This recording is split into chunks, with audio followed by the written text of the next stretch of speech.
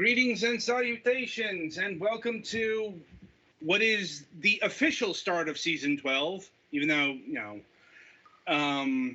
our first review session of the new season. It's been, 2.5 weeks since we did a broadcast that wasn't Final Fantasy related? Something like that. Mm-hmm. Anyway, so we spent the break mostly relaxing, but putting some time in the games we have to review tonight.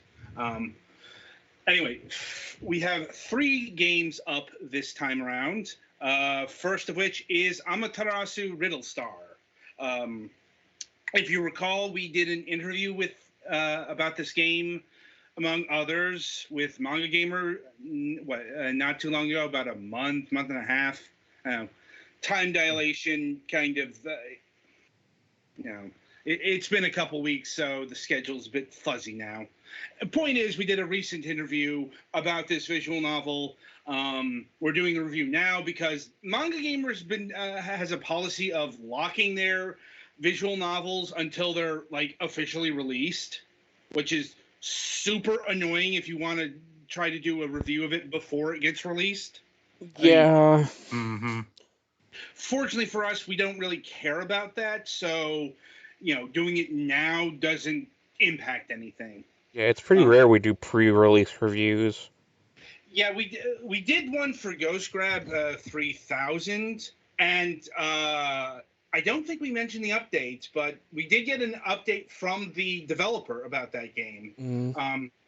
Yeah, that game did clock in at $4.99. The game is out now, but figured if we hadn't mentioned it before, we should mention it here. Anyway, as far as what Amaterasu Riddle Star is, beyond a visual novel, because that is Manga Gamer's stock and trade, it is let's call it a harem sim.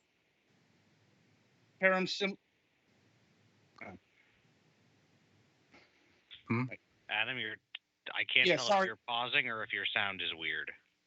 I was getting some feedback. Got a feedback loop there. Oh. So, live recording, everybody. These bumps get encrystallized. Anyway, getting back to Amaterasu Riddle Star, it is basically a harem simulator, or it's a harem slice of life, sexy time adventure. More sexy if you get the adult patch. Okay, going back to the interview, I believe it was mentioned that the Steam version is the censored version, but they do have Manga Gamer does have an adult patch available on their website. Should you wish to engage in that, and honestly, this is one of those games. This is one of those visual novels where the sex is not really needed. Is from because it's more about the relationships than the sex. It's very much more about building that rapport with the desired girl. And there are about 5 choices, if I'm remembering correctly, and the pathway is determined in the, I would say, first 3 arcs. You can divide this pretty clearly between pre-girlfriend and post-girlfriend. And the way that's determined is by your choices. There's not a terrible amount of decisions to make in this particular visual novel, but they do exist, and they will determine which girl you connect with. Some more obvious than others. Yeah. And as also, this is a very, I want to say very whimsical, but it's actually more mildly whimsical, because the premise of the game is that our block of wood is a mundane life, let's say, and literally wishes upon a star. And then all of a sudden a Riddle star. You're not far off the mark there. Because it's more of a, the riddle is, how did the world get this way? Because it gets all wacky, and there are card soldiers guarding the school, which has become like a medieval castle of like maybe French design. Like, sounds weird. Yes, and there are animals that are shopkeepers now. Like, they have a store called Griffin and Noble. Yep. I'm going to guess that was a translation joke, because we don't actually see the Griffin, if I'm recalling correctly. We just have to infer that the mythological beast is there. Yeah. I could not say what the Japanese version posited, if it was a Griffin there, if it was, say, a Tengu or a Kappa, or whatever yokai. They do know what Griffins are, but yeah. It's like, the point I'm getting is the monster that inhabits the bookstore is less important than the fact that a monster inhabits a bookstore. It's all part of the fairy tale aesthetic that this thing is going for. Though, like I said, those moments are only occasional. Sometimes you'll get this really chibi art style that showcases this. Like when they're dealing with the giant cat, or when they're falling through the endless library chamber. When the fucking human pig shows up and horrifies everyone. That was a lot more freaky than it should have been. It was. But the point is, overall, that's really the sprinkles of the fantastical that you'll get in this visual novel. Because once again, most of the focus is on being a dating simulator. It's all about your interactions with the, whatever girl you desire. The bunny girl, the best friend, the robot with the different colored eyes. I mean, yeah, it's also in that flavor. Like dealing with the bunny girl or whatever is probably the most fantastical this game gets. Yeah. But it's still downplayed a lot of the time. Sometimes it'll come up, but a lot of the time it doesn't. So, and this is important because this is actually the framing aesthetic that this game is based off of. So if you're expecting a lot of that, you're probably going to be disappointed, actually. Now, as far as the protagonist, we're in an interesting situation here because, technically speaking, the protagonist not only has a name, but he has a face. It's not just, there are some CG scenes where you only see his face partially, but there were some CG scenes where I could see his actual face, which is kind of unusual for one of these ciphers. And he also has a semblance of a personality, I'll say, because he kind of has to, because he's an actual character who guides the conversations for the most part. Like I said, there are choices here. There aren't a lot of choices, and that's a subtle distinction, because the less choices you make in a visual novel, the more the actual character has to fill in those gaps. Which is why when you have a few choices here, it can be a bit of a gamble, because at the end of the day, you're dealing with a person who is not terribly interesting for the purposes of projecting your own personality onto that character. Like, And like I said, this Takun here actually has to carry a fair bit of the interactions, especially when you get to the post-girlfriend thing, because as much as I played, those choices stopped because the choices were feeding into what path you chose in terms of girlfriend. And boy, when it got to the post-girlfriend stuff, I am reminded why having a cipher can be a bad thing, because they're not interesting. I'm really not interested in seeing this person connect with this other person because they're not much of a person, if that makes any sense.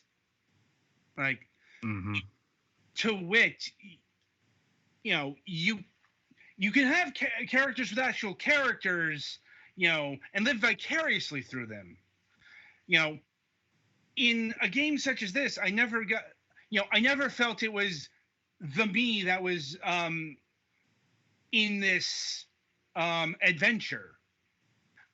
Outside of the times when I had to make a decision. Like I said, it's a weird situation, but it is here. They put too much character for him to really be that effective of a cipher. Maybe your mileage will vary on this. Maybe this is subjective, but him having a name and a face was actually kind of a distraction, because no, I'm actually seeing this terribly bland guy interact with all of these super interesting girls. Maybe this is why I had problems with harem anime in general, because yeah, that does kind of sound like most harem anime. Yeah, it's like honestly, I can't really connect because the guy actually has a personality. He's not as much a cipher as opposed to a visual novel where you can blank all that out. You don't have to give character Kun a name, a face, an actual personality. You can have it all in dialogue choices, and you can choose the name and so on and so forth. You can actually, I get why in anime and the manga and all that stuff, you do have to have the basics of a framework of a character there, because you can't have a total nothing be the main character. Yeah. Like I said, and So now I want to make a joke about like some particular anime that has an actual complete nothing, but I can't pick one. So I mean, I'm sure a Tenchi joke here would suffice. Or see, I think Tenchi has a little bit more character than he usually gets given credit for, but yeah. GXP. It depends on the series. Yeah. It's like, but that's a discussion for another day. I mean, indeed. Like, it's like in modern times, we'd be pick an isekai protagonist. Isekai is the modern day harem, but we're getting off track here. And let's see, as far as production values outside of the art style, which is very sugar coated, let's call it. It's very bright, vibrant. It's like you feel it. You might feel like this might be geared towards kids until you see, the one high schooler with the ridiculous size tits. Which was apparently drawn by somebody who doesn't really know how the human body works, but that's not unique to this fucking work. Like, indeed. That's it's so moe we had to upgrade it to Moby. You're not wrong. That's the headmaster. All of fucking 12. Like, and I'm trying to remember. I don't think she's an actual choice. Like, who? Which one are you talking about now? Kokoro? Like that. Kokoro? Yeah, she was a choice. She is a choice? She is. I wish I were surprised at that, but I'm not. Yeah, one of the achievements is for her ending. Oh boy, like I said, she's a mystical creature, let's say, but she's she's there to fulfill the Lolita quotient. So of course she's the oldest character. Of course. Otherwise it would be creepy. Yeah. Sure, why not? That's a joke because it's still creepy. Yeah, I know. Mm-hmm. I'm being sarcastic as well. Point of order is, in terms of framework, music, all that stuff. This isn't breaking any molds. No. The most interesting thing comes from the whole fairy tale, otherworldly thing, and even that is, kind of played out by, oh hey, look, another rabbit that has a connection to the moon. I've never seen this before in Asian culture. It's like, look, even if it's not as tiresome to a Westerner, it can still feel tiresome. Anyway, the music is pretty typical visual novel fare. I ended up muting that pretty quickly. And it's another one of those games where all of the voice actors have distinct voices outside of the main character. Once again, this is a very typical visual novel. And I think that's really the nutshell of this entire review. It's like, if you're looking for a visual novel that is decent, and can deal with the complications that infest, let's call it, the anime aesthetic, you will find a serviceable visual novel.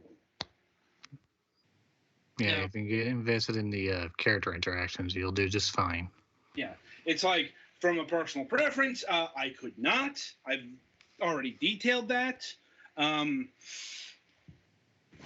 now we come to price point. Once again, this might be the biggest sticking point, because the game does clock in at the high end of the visual novel scale. In fact, this is among the most expensive visual novels we've covered so far. This game clocks in at a weighty $40. And I will say right now, I know why this game is $40, because it's got a ton of voice acting. It's also, in terms of completing the game, it's got like 5 routes, and presumably the final route, the true ending that's usually attached to visual novels of these natures. And it's a long, each route, it takes about, I'd say, at least 20 hours.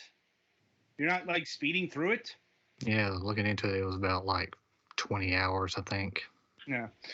I mean, I put about 17, and I'm close to like the first route completed, but I just got so fucking bored with this, especially when all of the girlfriend interactions are mostly about Takun eating food. Yeah.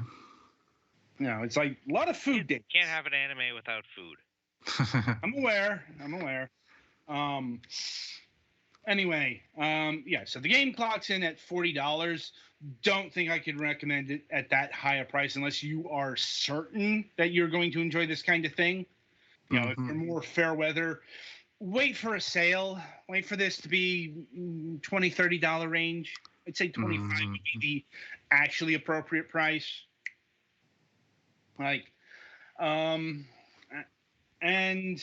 Overall, I'd give this a rating of 5 on the visual novel scale, let's call it.